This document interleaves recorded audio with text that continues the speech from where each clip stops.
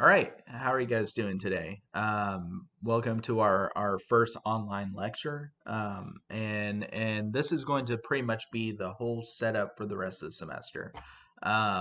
Because of everything that's going on right now, our class has moved to a fully online class. So I encourage you to check your syllabus.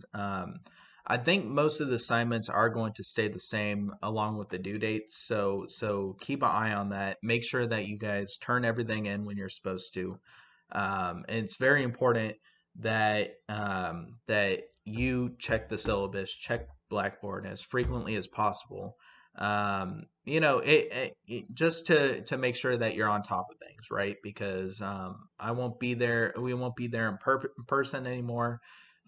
So I can't remind you to do any of this stuff. So it's important that you check Blackboard, and we'll get through this together. Um, and it's funny. I was thinking the other day. We just talked about the influenza epidemic, pandemic that happened in 1918. So a little over 100 years ago, right? How all of the United States just shut down for a little bit and had to deal with this pandemic. And this thing that we're going through is so far nowhere near that, but it's definitely going to be a part of our history. So we talk about how history can impact our lives and stuff. Well, we're actually living through an historical event, unprecedented event. So just thinking about how we connect these events to our actual lives and our lives today. So an interesting thing to think about. So last week we were supposed to go over the Cold War, but instead I had you go over the Civil Rights Movement, read that chapter over 26. Today we're moving back to chapter 25 over the Cold War because I feel like the Cold War is a very important topic for our history, U.S. history. So much of our country was built after World War II. The way it is now. We're more global than ever before. We're involved in all areas of the world. The United States is no longer isolationist. And these are sort of the things that came about during the Cold War. Also, I want you to keep in mind that your part of your SLO essay is to deal with why the events of 1965 were the turning point of American history. So part of that is what we'll talk about with the Cold War. Another big part of that is the Civil Rights Movement, which we covered last week. So all these things are interconnected with each other. And a part of this lecture, what we're going to do is we're going to discuss the overview, the major events of the Cold War, why it started, what was the United States' major strategies during the Cold War, and how the U.S. became involved globally, all corners of the world. And a big part of that is proxy wars, where there's these wars that we'll talk about in a little bit, like Vietnam and Korea, which whole purpose was the United States wanted to prevent the spread of communism. Another reason, another thing is things like the CIA funded dictators around the world, right? So not democratically elected people, but actual dictators in places like the Middle East and Africa, who would rather have a dictator-led country instead of a communist one, right? So many of the problems of the world that exist today can be directly related to this Cold War period. So it's important that you pay attention during this. All these slides will be uploaded to Blackboard around the time where I upload this video. So it'll be up there for you to refer to. I'll have more notes along with it that you could refer to as well. All right, uh, so these are the main points, the ID terms for this lecture. This is another detailed list of additional terms, so just going into more specifically after each slide what we're going to go over. All right, so let's get started. When we last met, we discussed World War II, right? So we discussed the end of World War II, and on March 7th, 1945, that's when Germany officially surrendered to the Allied powers. And remember, we talked about this devastation that occurred after World War II. Well, during World War II, really. That most of these cities in Germany and England were just totally leveled. We remember I showed that picture of Cologne, Germany, where the entire city was just totally bombed, just totally destroyed. And also I showed this picture in this class, in that class too. That's a picture of a 1,000-year-old church that I took a picture of, which was bombed during World War II. So that's just an example of some of the devastation that occurred during this time. So in some city centers, over 90% of the cities were just totally razed, totally destroyed. Um, and this was due to bombings and air raids and scorched earth. Uh, and in Germany in particular, there were these just mountains of rubble in these city centers like Berlin and Cologne and Hanover and Hamburg, all across Germany. But then there were these groups of women, Trümmerfrauen, that's what they were called, rubble women, who would go up to these mountains of rubble and help clean up their cities, right? So these Trümmerfrauen were some of the reasons why the cleanup of these major German cities occurred so quickly, because people got together and they helped rebuild their cities. And the devastation that occurred during World War II is just unprecedented to compared to anything else the modern world has ever seen. Because of this, the Soviet Union alone had lost around 50 million people. 25 million people in the Soviet Union alone were homeless because of World War II. And in Western Germany, in particular, because all these city centers were bombed so heavily, around 12 million Germans lost their homes or were uprooted. Um, so there was tons of homeless occurring during this time because of all the devastation, a need for housing, a need to rebuild. And then also another big thing to consider is the deaths that occurred during World War II. Remember, World War II more so than World War One did not distinguish between military and civilian targets. In total, the estimated number of deaths during World War II was 50 million, compared to like the 20 or so million that occurred during World War One. Now, if you want to include famine and disease and all that stuff, the number goes up to 75 to 80 million people died. Um, and then that's not even to count the 11 million who died in death camps during the Holocaust. Um, and the Soviet Union alone lost about half the deaths in World War II. They lost about 27 million people. So they were just totally devastated during the war. Um, and because of that, they wanted to ensure that no one again would invade the Soviet Union. Um, and compare that to the United States, around 200,000 soldiers killed. That's nothing compared to the millions who died compared to Europe, right? So coming out of World War II, there's really only two world powers left standing: the United States and the Soviet Union. Um, and because of this, that's why this tense relationship between the two sort of got off into this weird relationship with each other. Um, Now, in the summer of 1945, after the war ended, um, observers took a step back from 6 years of war. They expected that it would take years, possibly even decades, for Europe to recover. But as we'll see, Europe actually recovered pretty quickly, um, and we'll get into more of those purposes later. All right, so plans for reconstruction during began even before the war was over.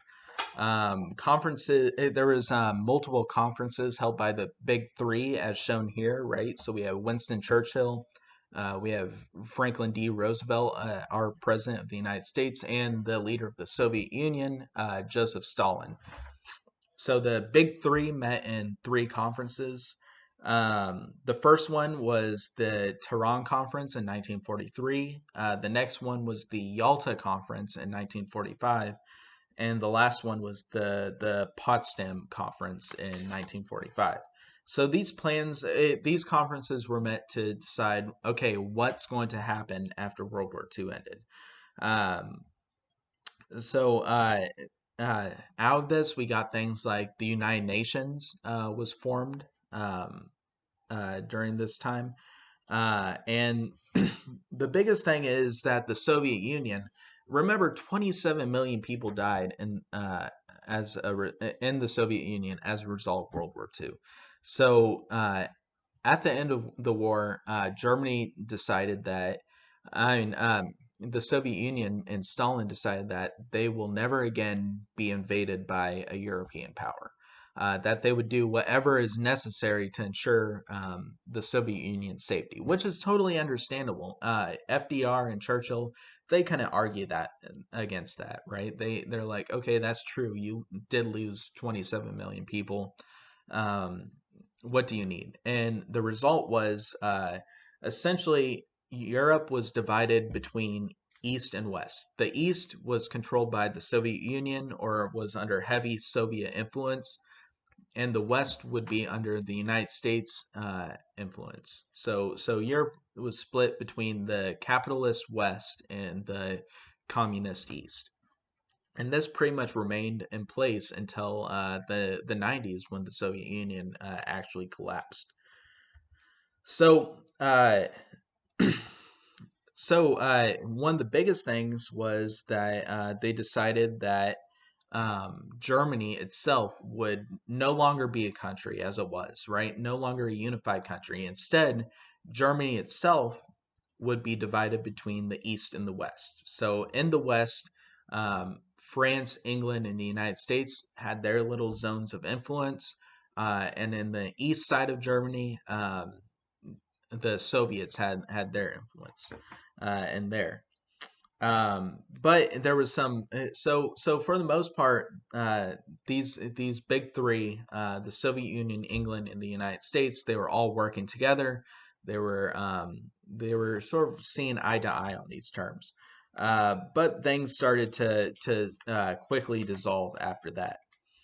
Um, now, and a big reason for that is that FDR and Stalin, they actually had a good relationship with each other, right? They respected each other, they saw eye to eye, they were able to talk to each other. But in 1945, FDR died, and his vice president Truman came to power. So he became the next president of the United States. But Truman did not have this relationship with Stalin. They were not able to talk to each other. Truman had this sort of chip on his shoulder, like, no, we're going to make sure the Soviets do what we want them to. And for example, during the Potsdam Conference, Truman did not tell Stalin that America had developed the atomic bomb. Now, Stalin had spies in the Manhattan Project. They knew that the United States had the atomic bomb. But the biggest thing was Stalin knew that Truman was just lying to his face, right? So off the start, as soon as Truman became president, Stalin uh, did not trust the United States no longer. Now, he didn't trust them very much before, but especially under Truman's presidency, this relationship started to get a little bit rocky. Now, the biggest after the war ended, in 1946, Stalin, he gave this speech, and in this speech he described the West as capitalist enemies, right? So Stalin made a public announcement to the Soviet Union calling the United States and England their enemies, right? So as soon as the World War II ended, um, Stalin was like, okay, well, this is who our real enemies are, right? The capitalists. And in response, in March of 1946, Churchill gave his famous Iron Curtain speech in Fulton, Missouri, right? So he went over to Missouri, and in this speech, he called the Soviet Union a Iron Curtain, right? That in all the territory controlled by the Soviet Union, it was just shut off from the West. It was a metaphor for the literal division of the East from the West, especially Eastern Germany would later become completely shut off from the East. Um, so this Iron Curtain was metaphorical, but also at the same time, it went to show the huge ideological division between East and West happening at this time. So the Iron Curtain speech made in Missouri was actually very important to the development of the Cold War. Um, so after World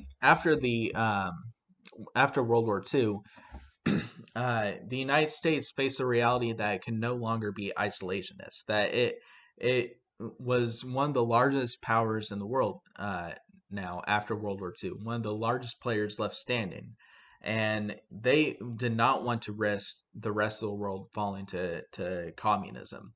So in 1947, in an article to Foreign Affairs, George Kennan, um, which was a American diplomat, he wrote this letter to the United States, um, and he suggested that America should continue to regard the Soviet Union as a rival, not a partner, and to practice the policy of containment, that the U.S. should do whatever it can to prevent the spread of communism because they feared that if one country fell to communism, the rest would fall to communism as well. There was this domino effect, right? They were afraid that if one country fell to communism, it would push over and inspire all these other countries to follow suit to convert over to communism, which is I mean, think back to the Red Scare in American history. That America, in its capitalist nature, were not friendly to communists, and they saw the ideology of communists and the Soviet Union as a threat. So Kennan, in his long telegram, he argued that the U.S. should practice this policy of containment, that we should contain communism so it can't spread anymore, right?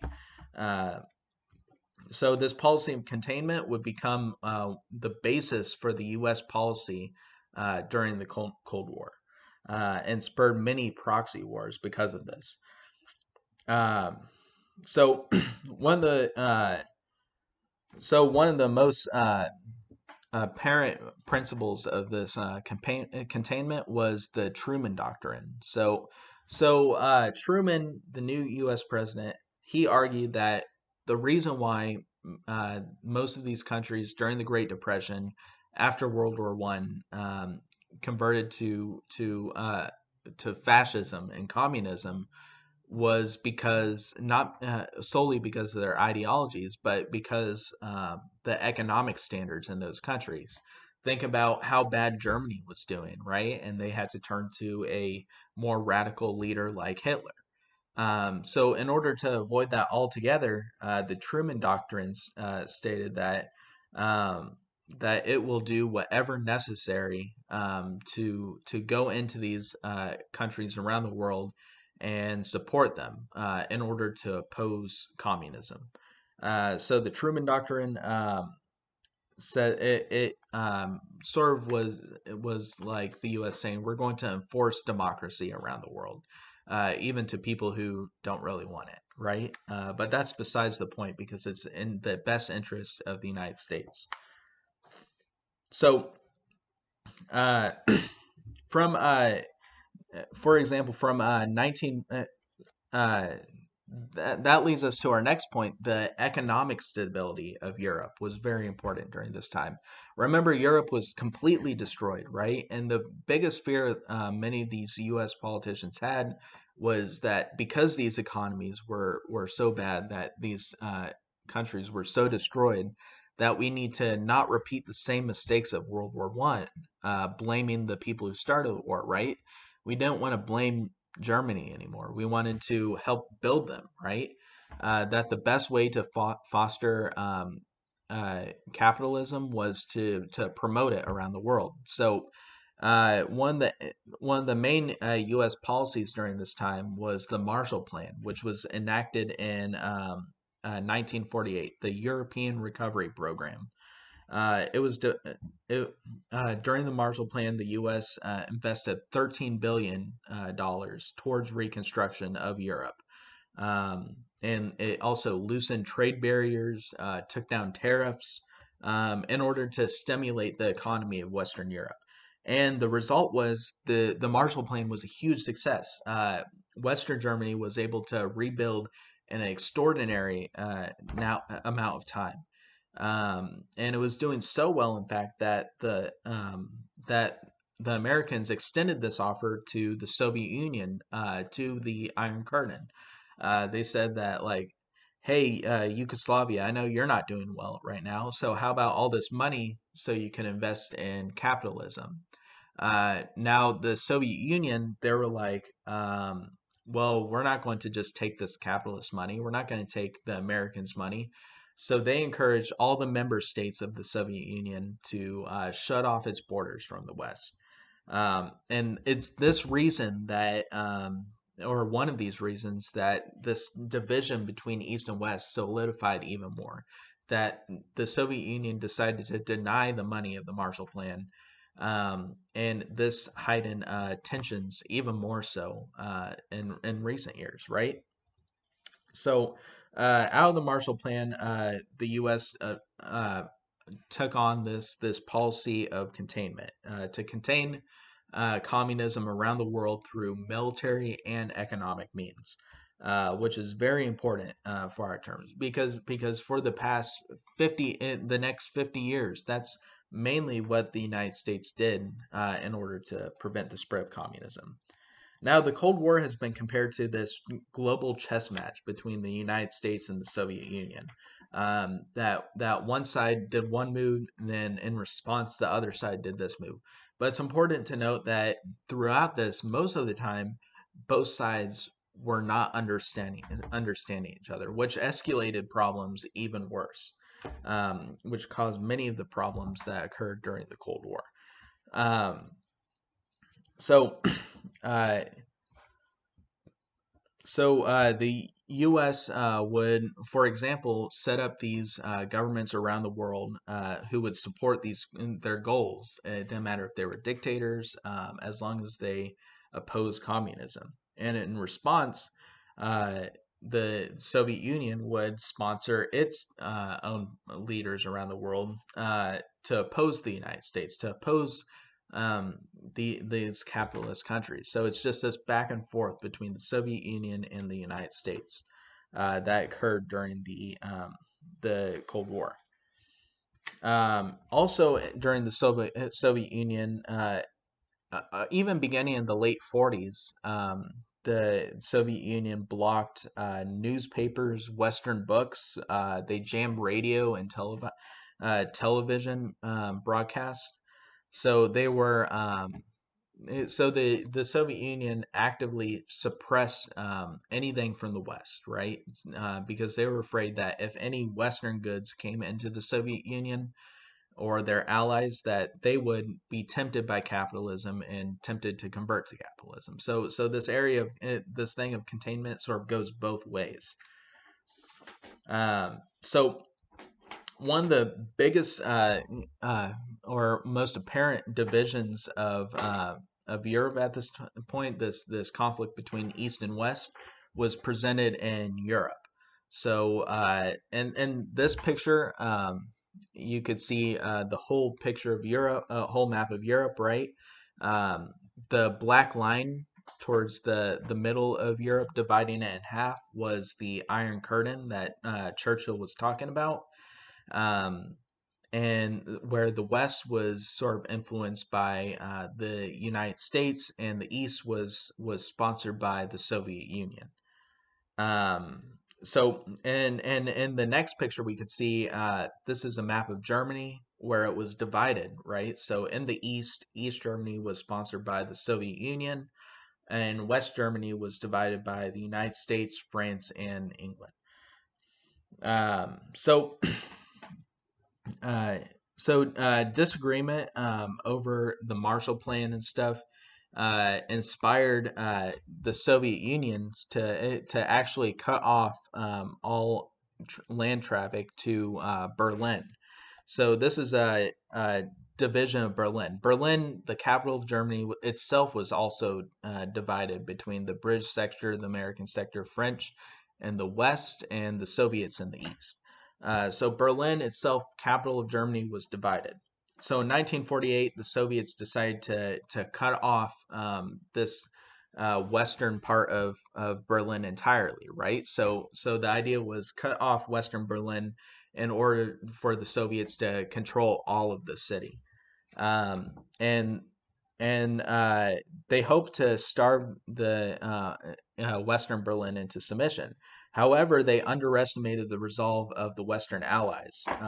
And in response, this and from June of 1948 to May of 1949, 200,000 flights supplied 1.5 million tons of goods to West Berlin. So this was known as the Berlin Airlift, where day and night um, American planes were flying over Berlin to drop off medical supplies. There were also like they would put like chocolate bars attached to like little tiny parachutes that they would drop over Western Berlin too. So uh, the result of this was the blockade failed. The Soviets they were completely humiliated. This was a PR nightmare for them, right? That like okay, the Soviets just shut off Berlin entirely. They didn't do anything. And the Soviets were seen very much as the bad guys, and this sort of escalated the Cold War even more. So that's part of the reason why 1949 was the one of the official beginnings of this Cold War period, right?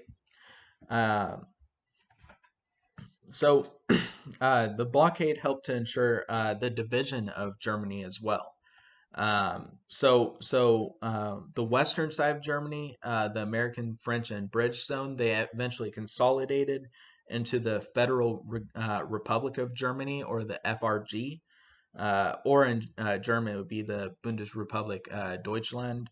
Um, and the West, which was formerly sponsored by the Soviet Union, became the German Democratic Republic, or the Deutsche Democratic Republic, or DDR, right? So West Germany became the FDR, right, Federal Republic of Germany, and the East German side became the German Democratic Republic, right? I know those acronyms and stuff are pretty confusing, but just keep in mind East and West Germany was split in half.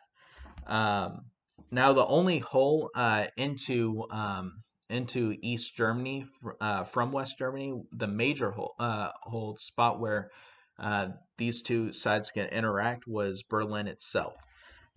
So Berlin was this funnel point where East and West actually met, and that not, doesn't only go for Germany, but for the rest of Europe as well. So so Berlin became this sort of in between zone.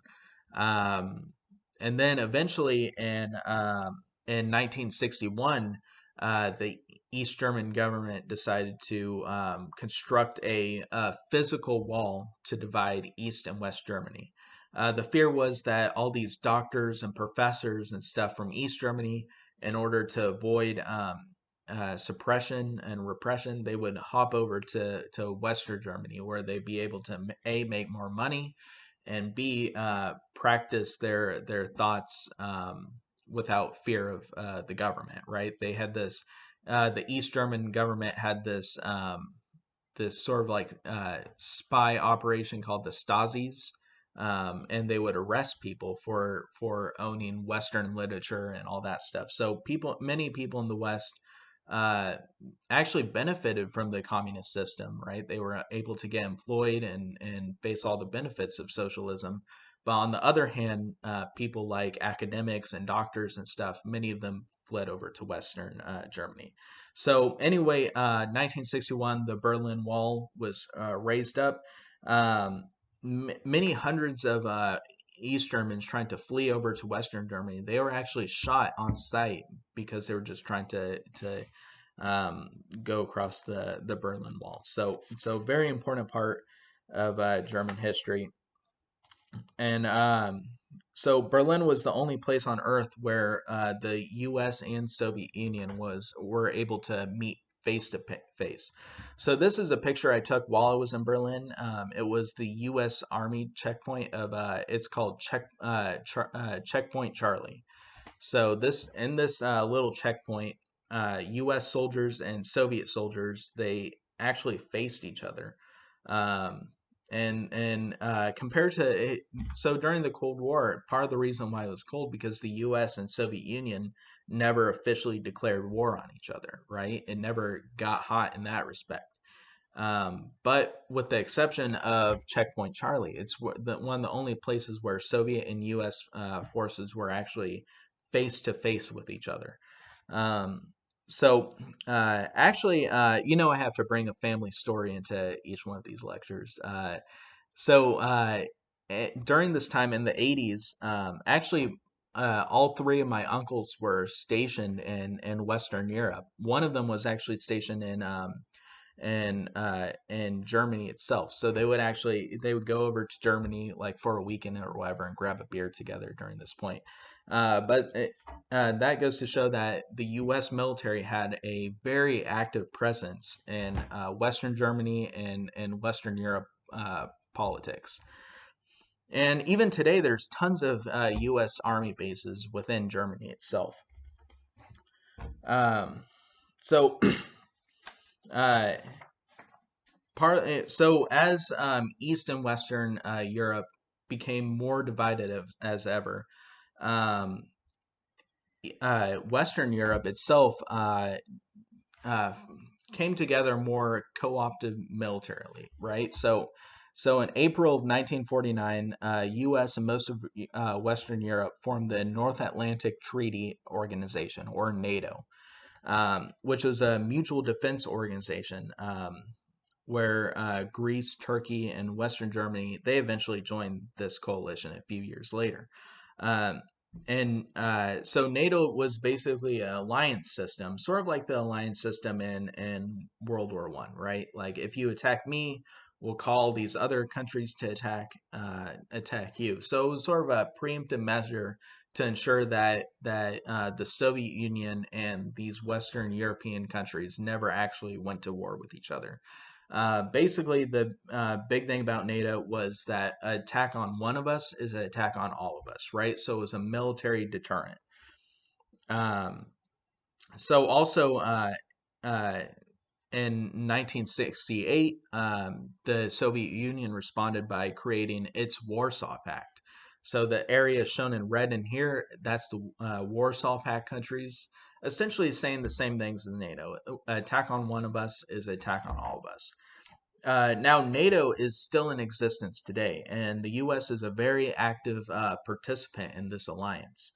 Um, so, so NATO and the Warsaw Pact, these are the two major sides of Cold War Europe.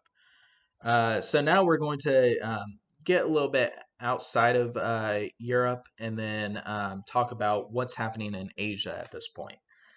So in 1949, after World War II ended and stuff, the communist leader Mao Zedong of China was able to officially overthrow the capitalist government that was in control of China before, and Mao created the People's Republic of China in 1949.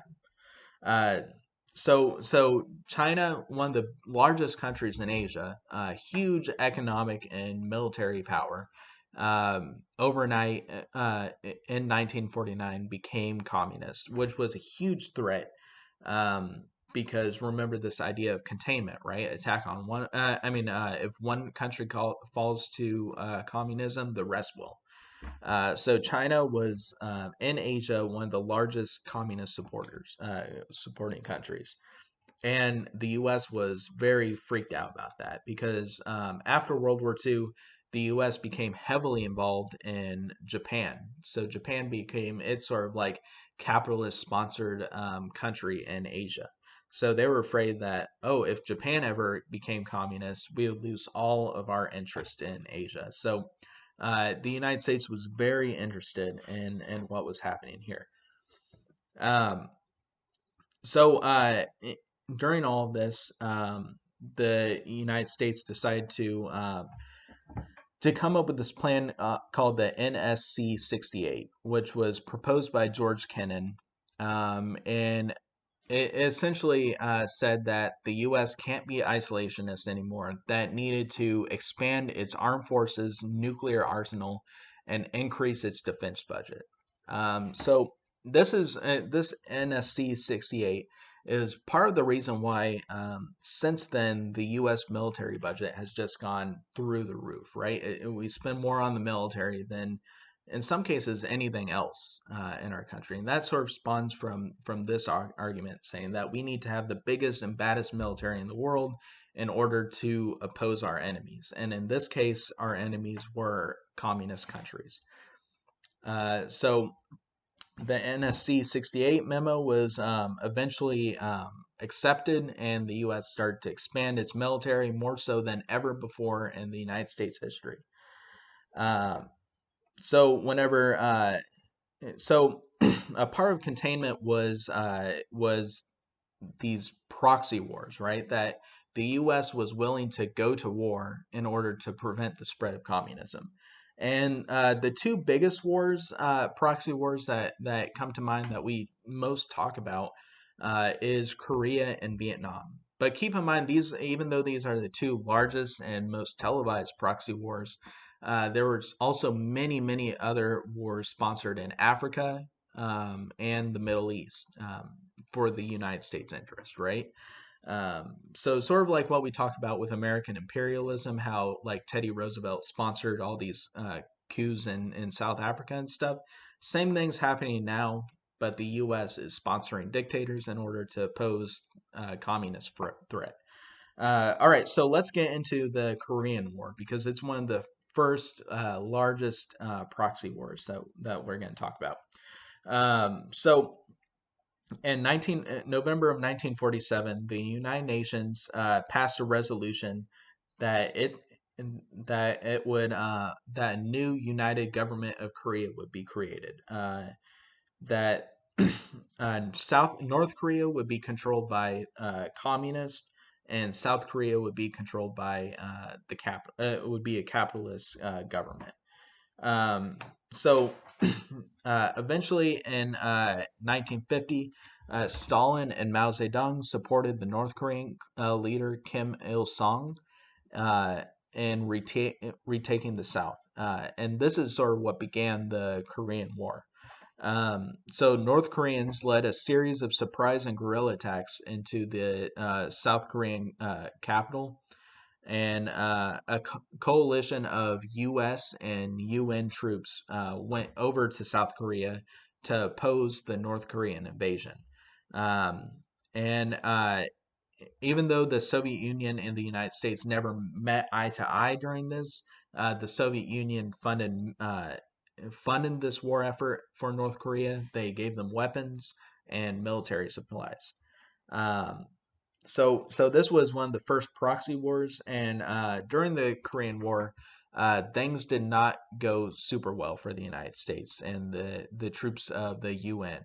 Um, and uh, and part of this was that the guerrilla warfare, the organized military of the United States wasn't really able to fight these guerrilla surprise attacks across Korea. Now, the U.S. commanding general during this war, General MacArthur, um, he was like, okay, well, if we can't beat them in open combat, how about we use our nuclear weapons and nuke the North Koreans? And President Truman's like, maybe that's a bad idea. Maybe we shouldn't use our nuclear weapons in a war against the North Koreans.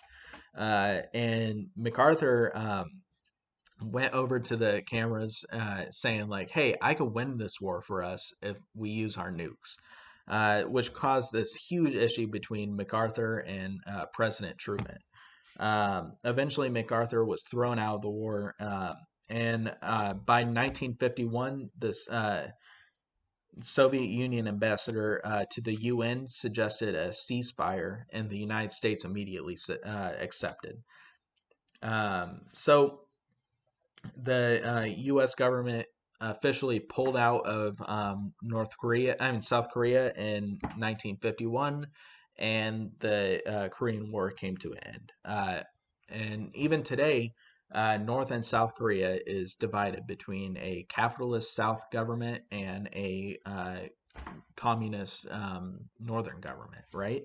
So that's why Korea is still divided today, which is an active living part of the Cold War that exists in our world today. So the Korean War became known as America's Forgotten War, right? People sort of forgot that we were there. It wasn't televised, right? As much, so it wasn't out in the public's eye.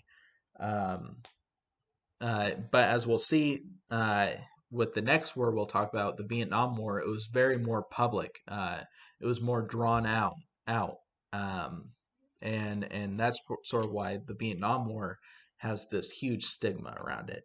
All right, so let's get into the Vietnam War.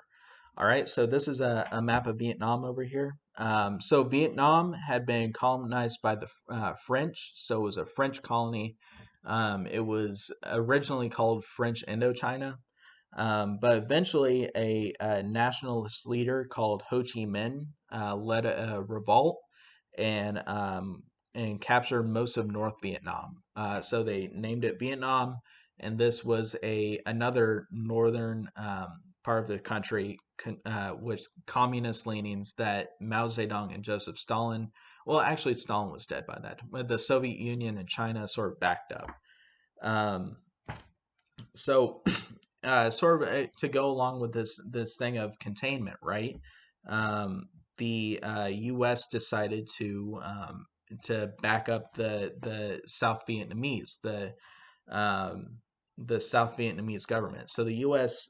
Entered Vietnam. Originally was going to help out the French, but the French government decided to pull out and leave the South Vietnamese to themselves. And in order to prevent South Vietnam from falling to communism, the United States offered its military aid. So over here we see this just general timeline of the Vietnam War. Now we're not going to get into each specific point of this, but just for you to refer to, so you know what's happening during this time. So the important thing to know is the reason why the United States entered the Korean War and Vietnam War was this policy of containment to stop the spread of communism. Now the U.S. Offered its military aid to the South Vietnamese, and sort of like the Korean War all over again. The North Vietnamese led a series of surprise attacks, guerrilla warfare. There were thousands of deaths on both sides. The North Vietnamese, they lost way more troops than the U.S. did, but at the same time, the casualty rate was very high during the Vietnam War.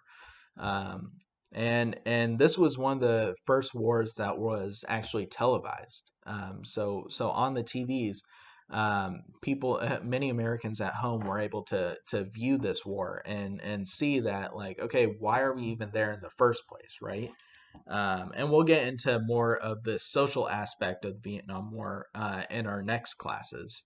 But just for our purposes today, we'll talk about the military events that happened. So the war lasted from November 1st, 1955 to April 30th, 1975. One of the longest wars that the U.S. has ever waged. So because the U.S. wasn't able to secure a definitive victory against the North Vietnamese, it became a war of attrition, right? Who can lose the most amount of people before one side backs off?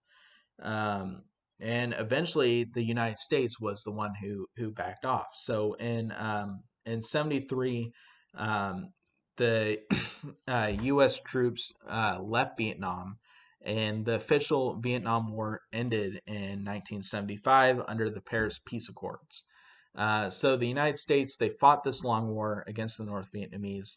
They weren't able to secure victories, so eventually they pulled out the war, leading to all of Vietnam falling under communist rule. And this one to go, this showed the U.S.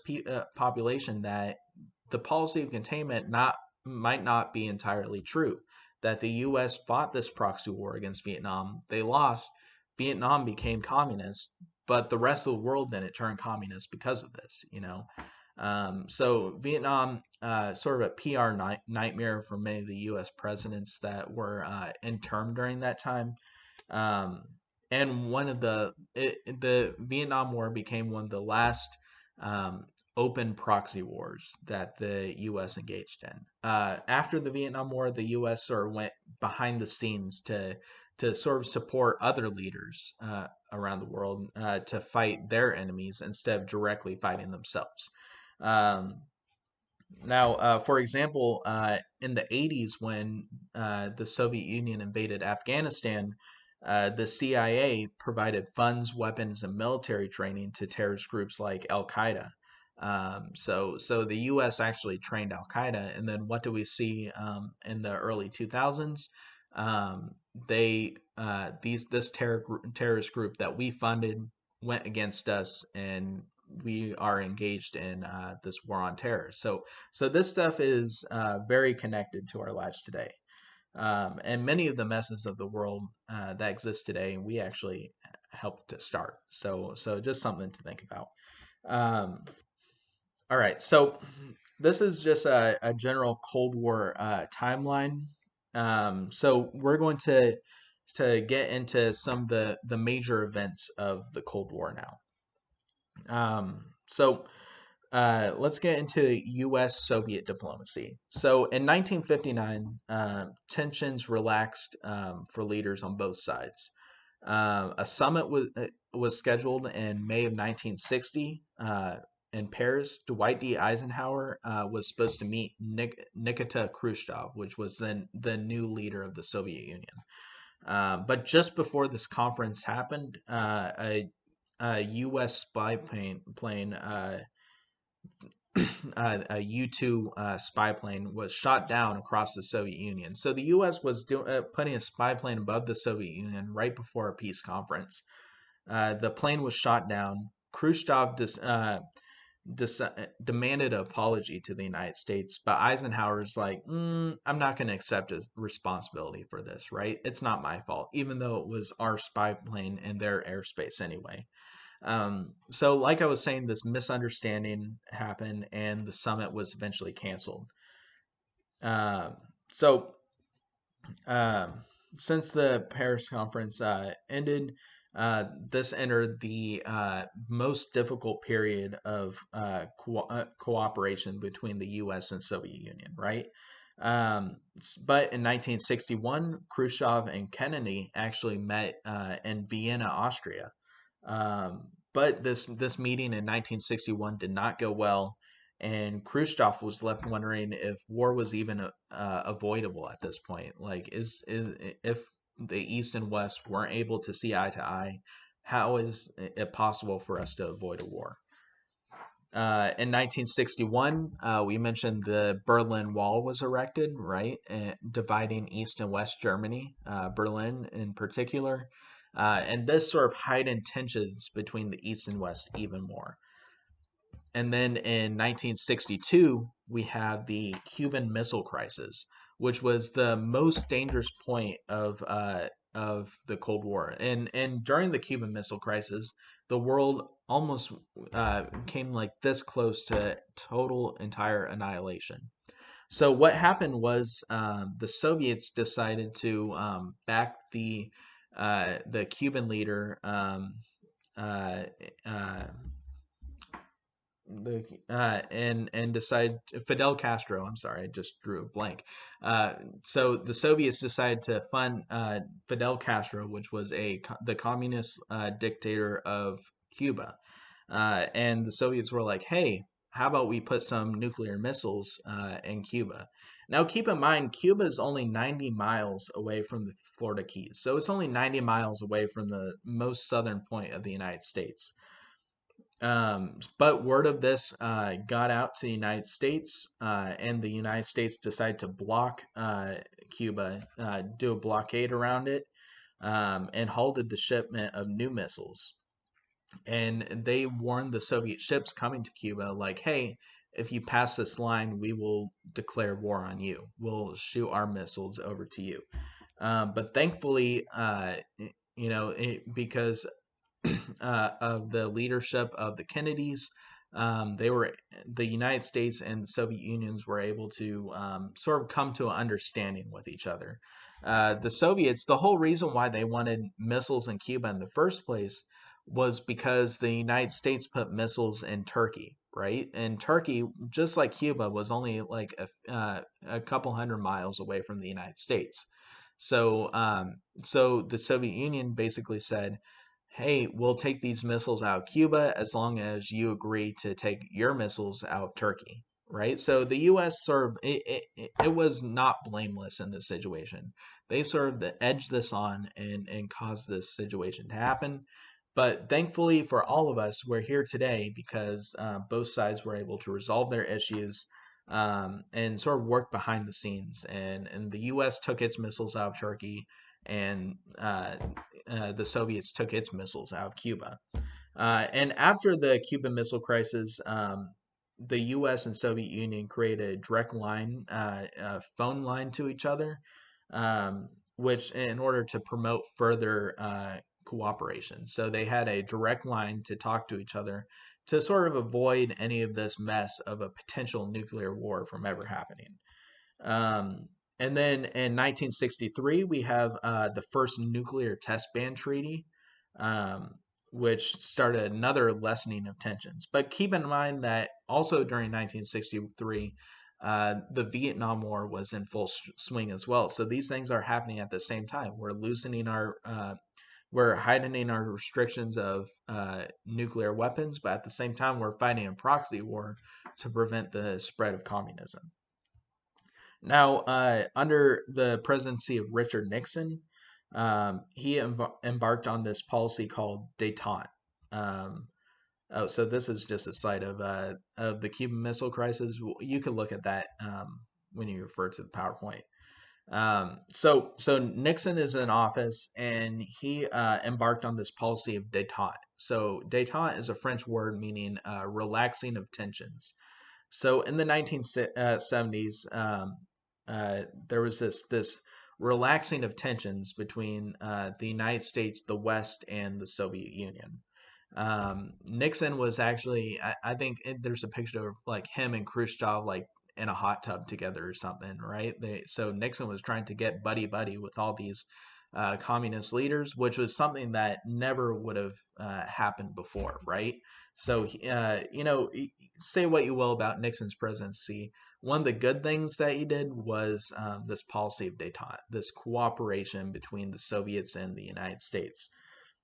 Actually, Nixon was the first U.S. president to visit China. So in 1964, Nixon went over to China, and this is him with some chopsticks eating lunch with Mao Zedong.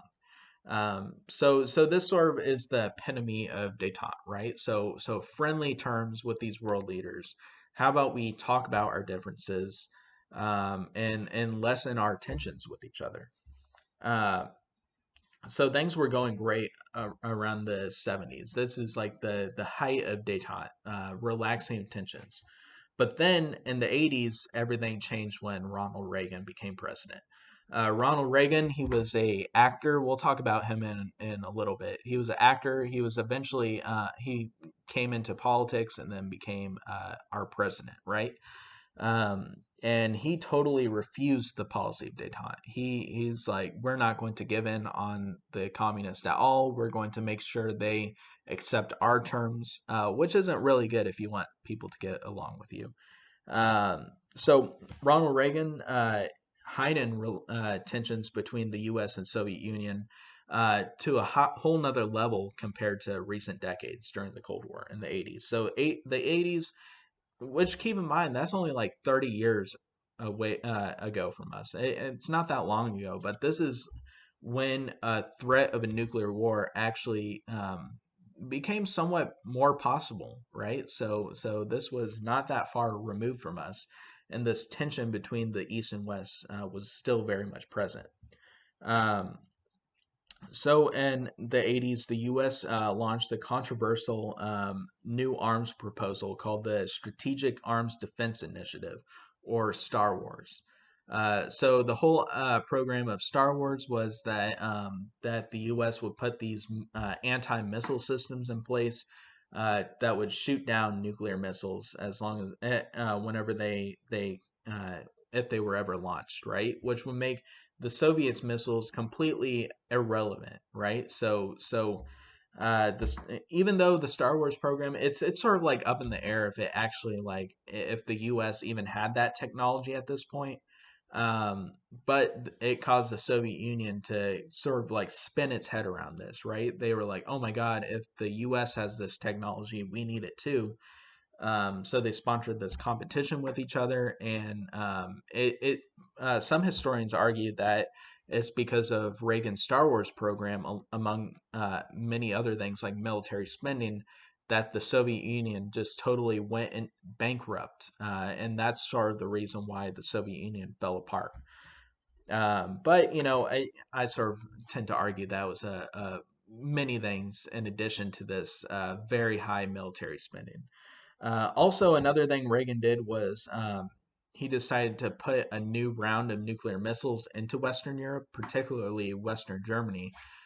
These missiles were called like the Pershing II missiles, which was like 50 times more devastating than the atomic bombs drop on Nagasaki and Hiroshima. So Reagan sort of sponsored more nuclear missiles in Western Europe, um, which didn't do a lot of good for this policy of détente and understanding the Soviet Union stuff. But we'll get more into Reagan's presidency when we get into the 80s. But Reagan's a very important guy to talk about. He's the guy who was like Gorbachev, tear down this wall, right? He's referring to the collapse of the Berlin Wall. So in 1989, the East German government was totally bankrupt. And they decided that, and they sort of lost support from the Soviet Union in 1989 too. So the East German government decided, it sent out a message saying, "Hey, we're going to open up our borders to the West," which was huge because Eastern and Western Germans were separated for decades because of the Berlin Wall and the border restrictions that was going on in Germany at this point. So actually, the was that the 30th anniversary of the Berlin Wall collapsing? It happened in November of last year. Sort of a big deal. So in 1989, November of 1989, the Berlin Wall fell down. And right before this happened, actually David Hasselhoff like got up on the Berlin Wall and gave a concert right before the wall was torn down. Uh, I don't know if you knew this, but Germans really love the David Hasselhoff. They're all about the Hoff. Um, anyway, so Berlin Wall fell apart. East and West Germany decided to reunify in 1991, and by 1991, the Soviet Union itself has collapsed. And its Commonwealth of independent states became truly independent, right? So we start to see new countries come about because of the fall of the Soviet Union. So Soviet Union, it sort of fell because of diplomatic and social things that are happening in the Soviet Union, particularly um, the Soviet Union went bankrupt, right? And everyone decided like, hey, let's not support this system anymore. And sort of overnight, it fell apart. And just an example of how fast this fell apart, one man was literally left up in the air. There was a cosmonaut, Sergei Krylov, who blasted into orbit in 1991 from a Soviet airspace. And then within weeks, he was a spaceman without a country. While he was circling the planet, the Soviet Union ceased to exist. And then he landed in early 1992 in the newly independent country of Kazakhstan, right? So this astronaut went up into space thinking the Soviet Union existed. He landed in a totally, entirely different country and world in 1992. So this sort of stuff fell apart fairly quickly and had huge implications for modern history, which we'll get into in a few more lectures from now. So our last thing that we'll talk about is the economic reconstruction of Europe, right? So we talked about the Marshall Plan, how the U.S. funded the reconstruction of Western Europe. Um, so the most dramatic recovery in Western Europe was actually in Western Germany. This was called the economic miracle, the Wirtschaftswunder in German, which was basically the reconstruction of Germany so quickly after World War II ended. Everyone thought that this rubble would be around for decades and stuff, and that it would take 10 to 15 years before all the rubble was gone. But how did Germany recover so quickly? Well, actually, during the latter part of World War II, many of the German high command moved its factories and sewer systems and infrastructure underground. So it was actually protected from a majority of the bombings. Um, so Germany was able to rebuild in by the 1950s. Um, Now, also economically, this led for Europe to think about its place in the world, right? During this time, most of these European countries, like France and England, who still had colonies around the world, quickly lost its colonies, and we'll get into decolonization in our next class. Um, but Europe largely agreed, like, hey, we need to not go to war with each other anymore. That we see what World War II happened, how it happened, how much devastation it caused, and we need to make sure that this never happens again. So this eventually led to the economic unification of Western Europe. Now, this first started with things like NATO, which was a military alliance, but then soon after that, in 1951, West Germany, France, and Italy formed the European Coal and Steel Community, which was a unification of these Western European coal and steel productions, right? So a big chunk of the economy who were cooperating with each other. And then by 1968, the tariffs between these Western European countries were totally dropped. Um, and this eventually led to the creation of the euro. So a common European currency, which exists to this day. Um, Now, the exceptions to the euro is Denmark, the UK, and Sweden. But the creation of the EU is, even though these countries involved in the EU today, the European Union, are technically independent countries, right? They can make their own laws and their own decisions and stuff, but economically and somewhat politically too, they are unified, right? So for the first time in European history, European countries weren't fighting with each other. And this led to a unification of Europe that we have never seen in world history before.